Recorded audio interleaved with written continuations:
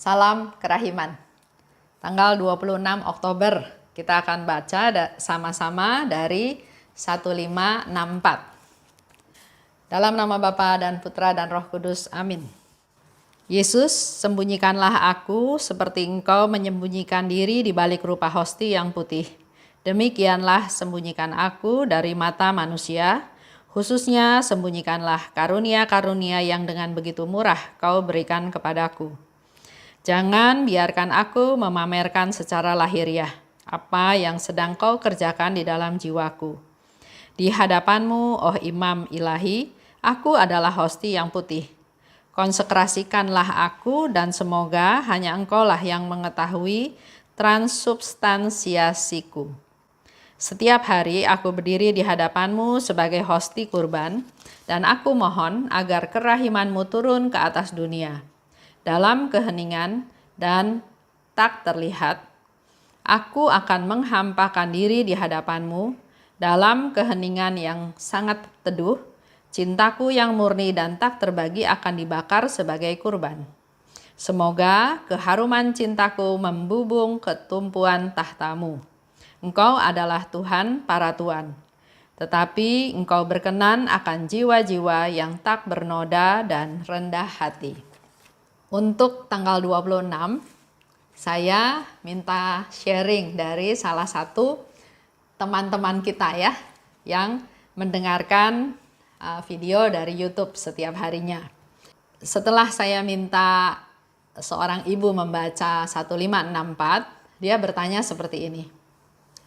Begitu rapuh, lemahnya kondisi orang yang berkelimpahan karunia Tuhan, sampai mohon disembunyikan. Dan dia lanjut baca di 1565.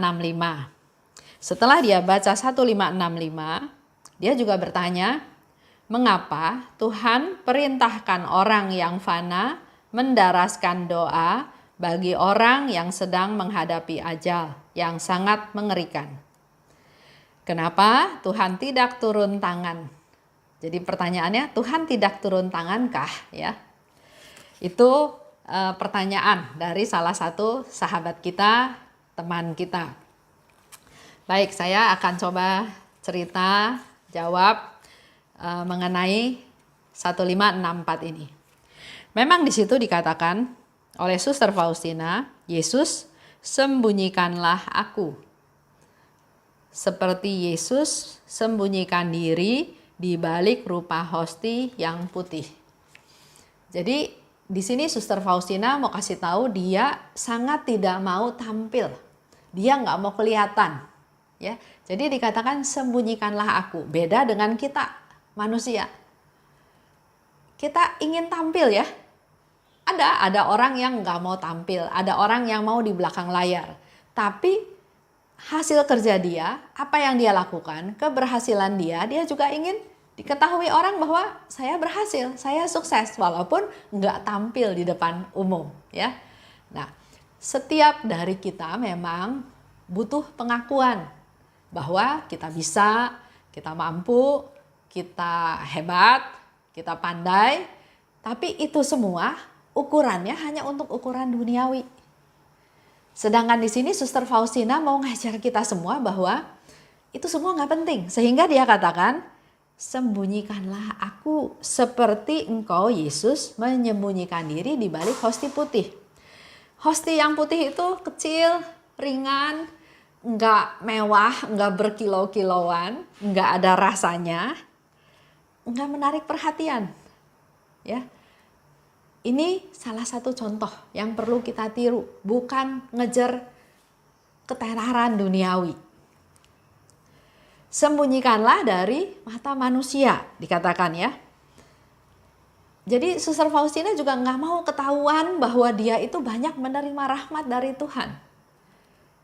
Dia nggak mau kelihatan oleh teman-temannya. Jadi dia bilang sembunyikan dari mata manusia. Tentang karunia yang begitu murah Kau berikan kepadaku. Begitu banyak karunia yang diterima oleh Suster Faustina dan dia nggak mau orang-orang di sekitar dia tahu. Kenapa dia nggak mau diketahui oleh mata manusia? Karena kalau orang tahu nanti orang muji dia. Ya. Hal yang lain, Suster Faustina bukan orang yang mau pamer, jadi orang lain nggak perlu tahu. Dia juga nggak mau kelihatan hebat. Nah, karunia-karunia yang Tuhan kasih tuh banyak, ya. Kalau kita baca dari diary, karunia yang Suster Faustina itu banyak. Karunia bercakap-cakap dengan Tuhan, dengan Yesus, dengan Santa Santo, dengan Bunda Maria, dengan malaikat. Juga karunia dia bisa baca jiwa, keadaan jiwa seseorang. Dia punya karunia bilokasi, bisa ada di dua tempat di waktu yang sama. Dia bisa punya karunia untuk bernubuat, dia bisa punya karunia untuk mengalami penderitaan Yesus, ya, stigmata rohani. Dia juga punya karunia untuk mendengar suara Tuhan, melaksanakan perintah Tuhan, karunia rendah hati, banyak sekali karunianya. Dan dia bilang dia nggak mau diketahui. Sehingga dikatakan, jangan biarkan aku memamerkannya secara lahiriah. Dia juga tahu dia ini tetap masih manusia. Dia menghindar dari hal tersebut. Karena biasanya contoh yang gampang, banyak juga pewarta yang awalnya ya saya mau mewartakan firman Tuhan. Ya, tapi makin lama makin laku. Dipanggil ke sana, dipanggil ke sini, sehingga akhirnya harus pilih pergi ke A atau pergi ke B. Nah, pada waktu mempertimbangkan itu, kepentingan pribadinya mulai masuk. Kalau saya pergi ke A, saya dijemput. Kalau ke B, jauh, pergi sendiri. Mulai berpikir, saya pilih A aja. Salah, enggak salah juga, tapi mulai ada kenyamanan yang dipakai. Tapi kalau kita berserah pada Tuhan, terserah Tuhan, bukan saya yang menentukan, bukan saya yang menimbang harus ke sana ke sini, tapi misalnya ya, kalau saya sudah diminta ke satu tempat A, kebetulan waktunya bentrok, saya tetap konsisten A. Walaupun pikir, waduh, yang A ini jauh, kecil, pesertanya nggak banyak, sedangkan itu besar, dilayani dengan baik, makin banyak yang dengar, saya makin terkenal. Nah, hal-hal ini yang bisa membuat kita nanti jatuh ke dalam dosa. Sehingga kalau bisa, Suster Faustina mau cari dalam tanda kutip yang aman. Orang lain nggak perlu tahu. Dia nggak mau pamerin kehebatannya secara lahiriah. Ya, kita kembali ingat sifat daging itu lemah. Kita semua manusia masih terdiri dari daging. Sehebat-hebatnya kita bisa jatuh ke dalam dosa. Oleh sebab itu dari awal kita harus punya target. Bukan kemewahan, bukan ketenaran yang menjadi fokus. Tapi melayani Tuhan. Tapi berbuat sedapat mungkin tidak perlu diketahui orang lain. Jadi nggak ada yang muji, nggak ada yang tarik kita ke sana ke sini, nggak ada yang ngangkat-ngangkat kita, wah hebat, bagus dan segala macam. Giliran nggak ada yang puji, mulai kecewa. Kok nggak ada yang puji? Saya salah apa? Saya kurang apa? Ya, ini yang sudah fokusnya ke saya, bukan pada firman yang kita mau wartakan. Lanjut. Nah, kalau bicara pertanyaan tadi, saya coba jawab gini. Biar bagaimanapun, Suster Faustina yang saya katakan tetap manusia. Tetap terdiri dari daging dan roh. Dan daging itu lemah. Bisa mendatangkan masalah. Oleh sebab itu, Suster Faustina bilang, dia menerima banyak karunia dari Allah. Tapi dia nggak mau orang lain tahu. Lebih baik disembunyikan saja. Jadi saya nggak perlu terima pujian, jadi saya juga nggak mau penderitaan saya diketahui. Karena kalau penderitaan saya diketahui, yang positif ya juga positif, yang negatif juga bisa kasih masukan negatif. Contoh yang gampang, seorang wanita, seorang istri ya, suaminya nggak kerja. Dia kerja banting tulang dari pagi, siang, sore, malam. Setiap hari bertahun-tahun bahkan berpuluh tahun. Ketemu sama sahabat lamanya. Sahabat lamanya lebih keren ya. Jadi sahabat ini tanya sama dia. bagaimana kehidupan kamu? Karena dia nggak sangka juga, kok sekarang sepertinya seperti orang susah. Ya dia jadi bercerita. Perjuangan dia, kehidupan dia, dia punya suami yang nggak bekerja, dia harus membiayai suami dan anaknya dan rumah tangganya. Si teman simpati karena teman deket ya. Aduh, kok kamu menyia-nyiakan waktu kamu? Udah, ceraiin aja orang laki kayak gitu. Cari yang laki lain, cari suami yang lain. Masih banyak kok yang pasti orang baik. Kamu masih muda, ceraiin aja. Itu nasihat. Mungkin tujuannya juga baik. Si teman tadi melihat temannya sengsara, kasihan sekali. Udah cerai aja. Tapi nasihat itu tidak didasarkan pada iman Katolik. Pada firman Tuhan yang dikatakan harus setia dalam pernikahan.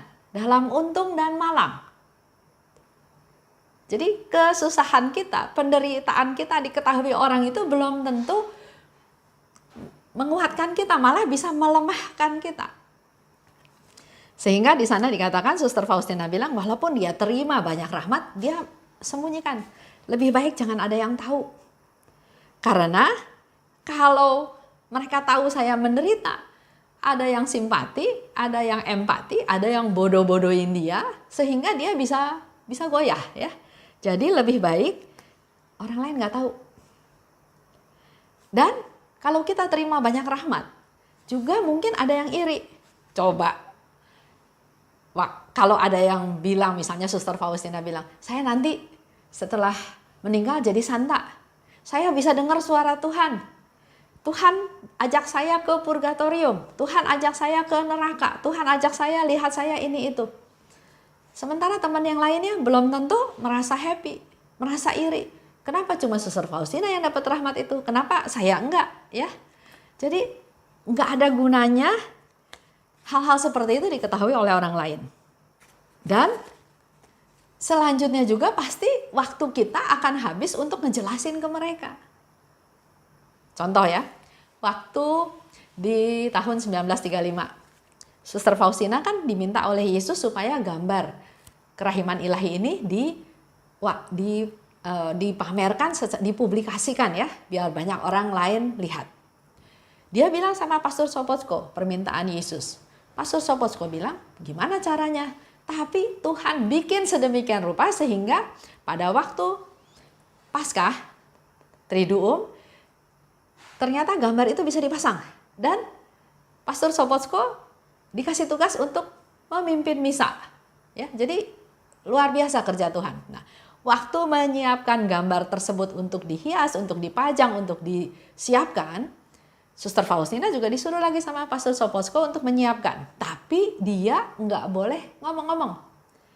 Jadi suster-suster lain tanya, kamu lagi siapin apa? Itu gambar apa? Banyak pertanyaan otomatis ya, karena nggak ada yang tahu tentang hal ini. Tapi Suster Faustina bilang di situ, saya nggak dapat perintah untuk bercerita. Jadi saya diam aja. Akibatnya apa? Akibatnya dia dimusuhin. Dia dibenci sama suster-suster lain karena kok nggak mau ngomong.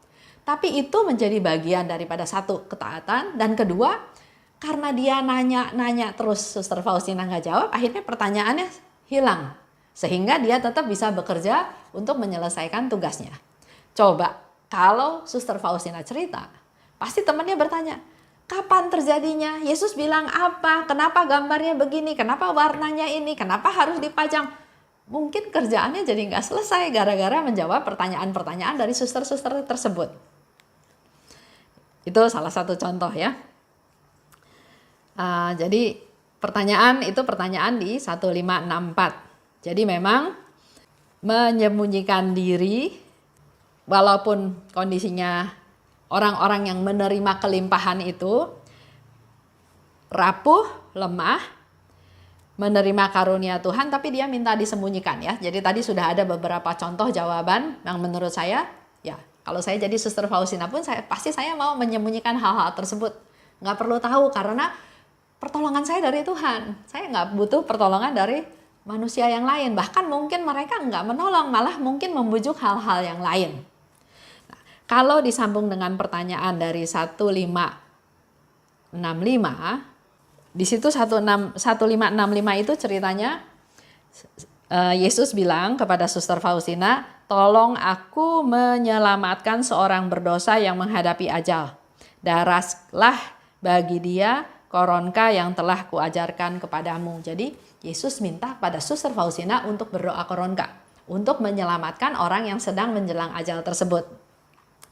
Nah, kalau dari pertanyaan itu kan dia bertanyanya, Tuhan tidak turun tangankah?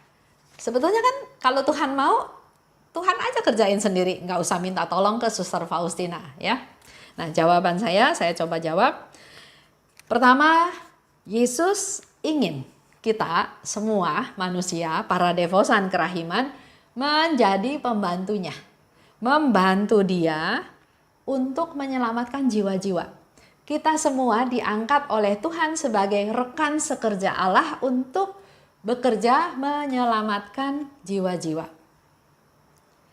Walaupun kita berdosa, tapi Tuhan tetap ingin jadikan kita sahabatnya.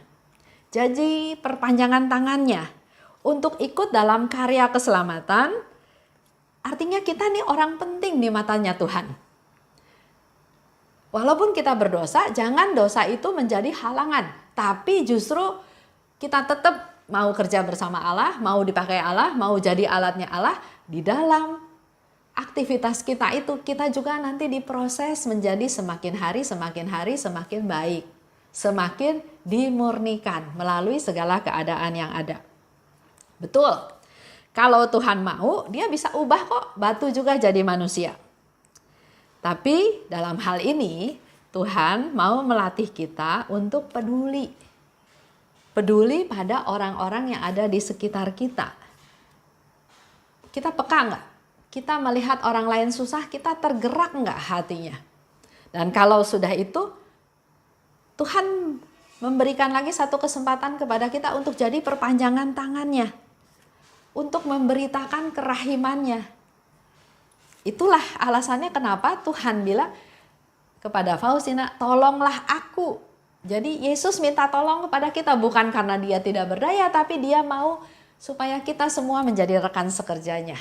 Supaya kita semua ikut dalam karya keselamatan untuk menyelamatkan jiwa-jiwa. Jadi kita luar biasa ya. Kita, ibu juga yang bertanya pada saya, menjadi alatnya Tuhan. Dia mau engkau menjadi bagian daripada karya keselamatan. Di satu pihak kita punya masalah, punya tantangan, punya problem, tapi itu semua Tuhan tahu. Dan kalau kita sekarang diajak untuk jadi rekan sekerja Allah, kita lakukan. Selanjutnya urusan kita nanti biar Tuhan yang bereskan. Itu aja untuk hari ini ya. Kita tutup dengan doa. Dalam nama Bapa dan Putra dan Roh Kudus, amin. Allah Bapa yang Maha Baik, terima kasih atas rahmat-Mu yang Kau berikan kepada kami, di mana ternyata Yesus Putra-Mu ingin melibatkan kami, para devosan kerahiman, untuk menjadi rekan sekerja Allah, untuk ikut dalam karya keselamatan, untuk ikut menyelamatkan jiwa-jiwa. Mampukan kami Tuhan untuk kami semakin rajin berdoa koronka seperti yang Tuhan Yesus ajarkan. Sehingga dengan demikian semakin banyak jiwa-jiwa yang kami hantar kepada Tuhan.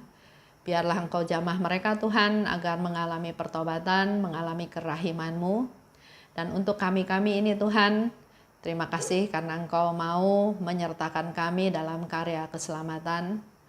Bukalah hati kami agar kami menjadi lebih peka, memperhatikan keadaan sekitar, dan menjadi perpanjangan tangan-Mu Tuhan untuk memberitakan kerahiman-Mu. Kami mau berdoa juga secara khusus untuk Ibu Titi yang sudah lebih peduli, yang mau bertanya, yang mau terlibat, dan berkati keluarganya, berkati apapun yang dia lakukan. Karena kami tahu Tuhan, Engkau pasti memenuhi segala apa yang dibutuhkannya. Kemuliaan kepada Bapa dan Putra dan Roh Kudus, seperti pada permulaan sekarang, selalu dan sepanjang segala abad. Amin. Dalam nama Bapa dan Putra dan Roh Kudus. Amin. Salam kerahiman.